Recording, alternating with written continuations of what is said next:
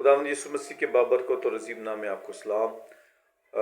मैं एक वाक़या आपके साथ शेयर करना चाहता हूँ। ये जो विज़िट के दौरान मेरे साथ हुआ, और मैं बताना चाहता हूँ कि मैं एक बैतल चर्च की तरफ से, जो यहाँ के रुकनीत रखने वाले लोग हैं, किसी एक इलाके में गया, और वहाँ मैंने एक फैमिली में विज़िट किया, और मैंने कहा कि आपके इस पड़ोस में कुछ 2-3 माह से एक ख़ानदान आया है, तो क्या वो किसी चर्च जाते हैं?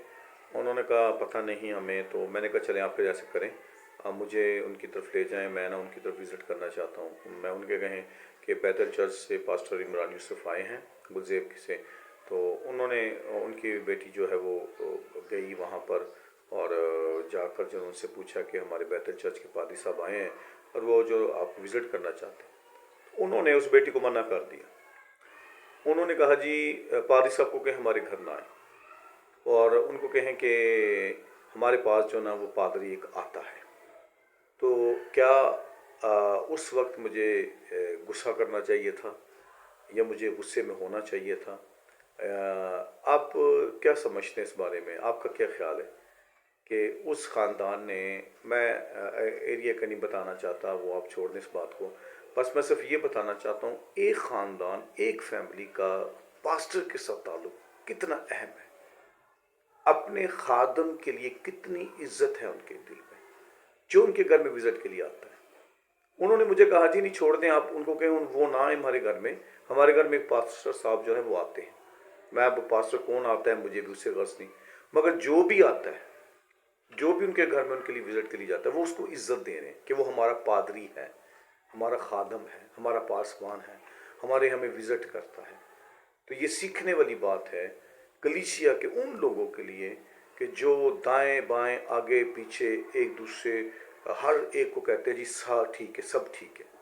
आज जो जिस वक्त के दौर में हम जा रहे हैं, जहाँ कलीसिया अनकरीब उठाई जानी है, यीशु मसीह जल्द आने वाला है, तो हमारी तैयारी कैसी होनी चाहिए? हमें किस तरह जो है एक ईमानदार बनकर ज़िंदगी गुजारनी चाहिए? खुदा पासबानों से भी हिसाब लेगा, कलीसिया से भी हिसाब लेगा।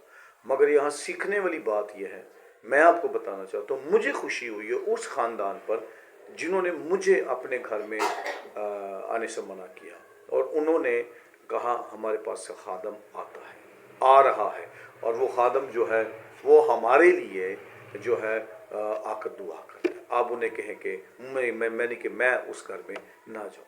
तो मुझे यकीन जाने गुस्सा नहीं आया, बल्कि खुशी हुई है।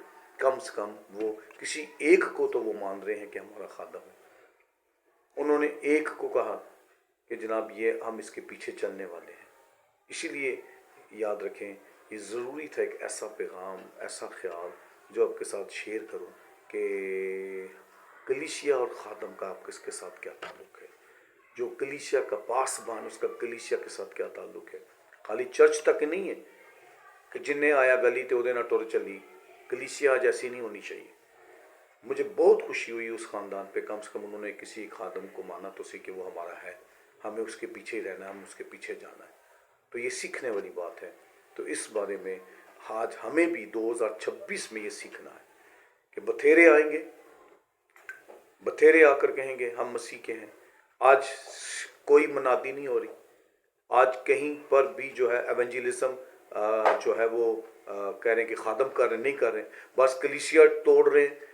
एक के आप उसको छोड़े मेरे घर में आ जाए, आप उसको छोड़े मेरी इबादत में आ जाए, आप उनको छोड़े मेरी इबादत में आ जाए। मेरे अज़ीज़ों, हम सच्चाई पर कलाम सुनाने वाले हैं। हम ये नहीं कहते, बल्कि हमारा अंजीली पैगाम है। अंजील ये कहती है जाओ सबको शागिर्द बनाओ, उन्होंने बाप बेटे और रूह कुदूस के नाम से बपतिस्मा।